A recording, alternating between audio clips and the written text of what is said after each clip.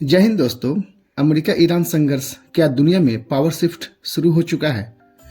कल्पना कीजिए, दुनिया की सबसे शक्तिशाली सेना वाला देश अमेरिका युद्ध शुरू करे, लेकिन उसके अपने दोस्त देश ही उसका साथ देने से मना कर दे।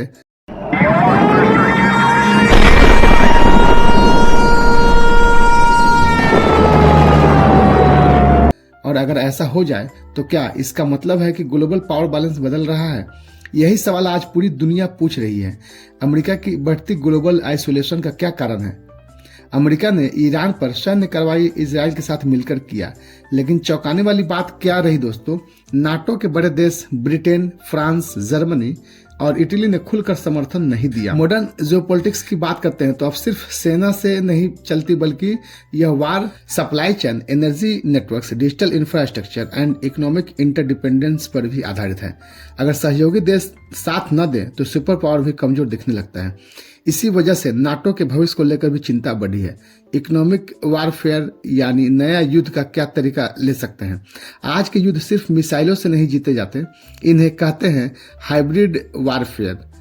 यानी ईरान की रणनीति और उसमें आर्मी, इकोनॉमी और साइबर और टेक्नोलॉजी सबको कंबाइंड करके इस वार को देखा जाएगा और इसी कंपोजिशन से वार को लड़ा भी जाएगा। ईरान ने कहा, मिडिल ईस्ट में काम करने वाली हर अमेरिकी कंपनी संभावित लक्ष्य है। असर लगभग 1800 अमेरिकी कंपनियां खतरे में हैं। दुबई में 500 प्लस कंपनियों पर प्रभावित हुआ है। यह सीधा हमला नहीं बल्कि इकोनॉमिक प्रेशर एल्गोरिथम है। एनर्जी क्राइसिस भी है। तेल क्यों सबसे बड़ा हथियार बना हुआ है? दुनिया की ऊर्जा प्रणाली अभी भी तेल पर निर्भर है और तेल का सबसे अहम रास्ता है स्ट्रेट्स ऑफ हॉर्मुज। वैज्ञानिक तथ्य इसके पीछे क्या है कि दुनिया के लगभग 20% ऑयल सप्लाई इसी रास्ते से गुजरती है। अगर यह बंद हुआ तो ग्लोबल एनर्जी शॉक हो जाएंगे, इसलिए पेट्रोल की कीमतें बढ़ने लगी हैं। एनर्जी कंपनीज ने चेतावनी दी है कि मार्केट इनबैलेंस आने वाला है। इंफ्रास्ट्रक्चर अटैक्स, मॉडर्न टेक्नोलॉजी वार। ईरान ने सीधे सेना नहीं बल्कि डिजिटल प्लस इकोनॉमिक इंफ्रास्ट्रक्चर को निशाना बनाया है।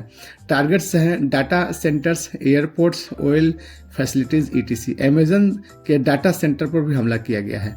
आज का डाटा क्या है? वो ऑयल है। टेक्नोलॉजी इनसाइट्स है। क्लाउड सर्वर बंद है, यानी बैंकिंग रुक सकती है, लॉजिस्टिक्स ठप हो सकती है, इंटरनेट सर्विस भी प्रभावित हो सकती है, यानी बिना गोली चलाए देश को कमजोर किया जा सकता है। ईरान ने कड़ी शर्तें रखी है। 30 दिन में मिडिल ईस्ट से यूएस विड्रॉ, 7 दिन में सैंक्शंस खत्म, $500 बिलियन कंपनसेशन। इसे कहते हैं ब्रिंक्समैनशिप स्ट्रेटजी। जब कोई देश युद्ध को इतना खतरनाक बना देता है कि सामने वाला पीछे हट जाए। कोल्ड वार में भी यही रणनीति इस्तेमाल होती है। एडवांस वेपन्स की चेतावनी भी दिया गया है। ईरान का दावा है अभी तक पुराने हथियार इस्तेमाल हुए हैं। मतलब क्या है? संभावित अगला चरण हाइपरसोनिक मिसाइल्स, एआई ट्रेजिंग स्ट्रेटजी और ड्रोन स्वार्म्स। साइंस एंगल से अगर देखा जाए तो एआई गाइड वेपन्स मिसलेनियस में टारगेट डिसाइड करते हैं, जिससे ह्यूमन रिएक्शन टाइम बेकार हो जाता है। यह युद्ध एल्गोरिथम वर्सेस ह्यूमन बन चुका है।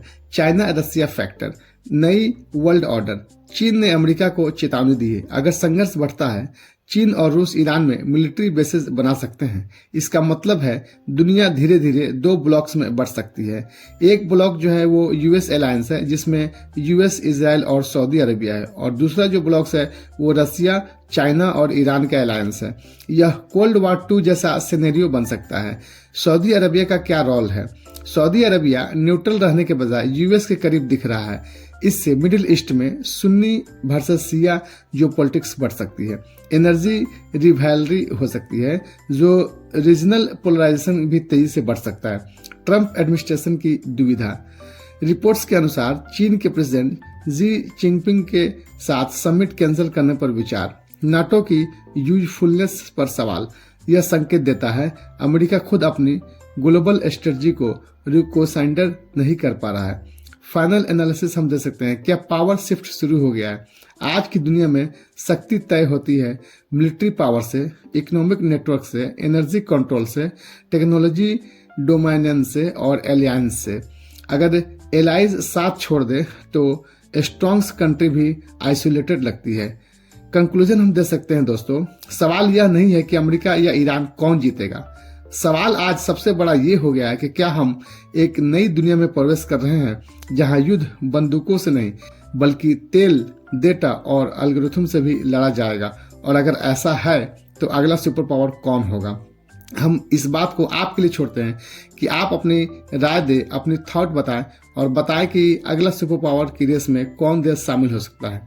और ये बहुत बड़ी बात है कि अगर जो देश 100 साल 50 साल से सुपर पावर के पोजीशन पे है और उसको हटाकर कोई दूसरा नया देश सुपर पावर के पोजीशन पे आता है, तो पहले वाले जो देश हैं उसके लिए बहुत ही डिग्रेशन की बात हो जाएगी। तो चलिए, मैं इन्हीं चंद बातों के साथ अपनी बातों को विराम देता हूं और उम्मीद करता हूं कि ये वीडियो आपको जरूर पसंद आई होगी।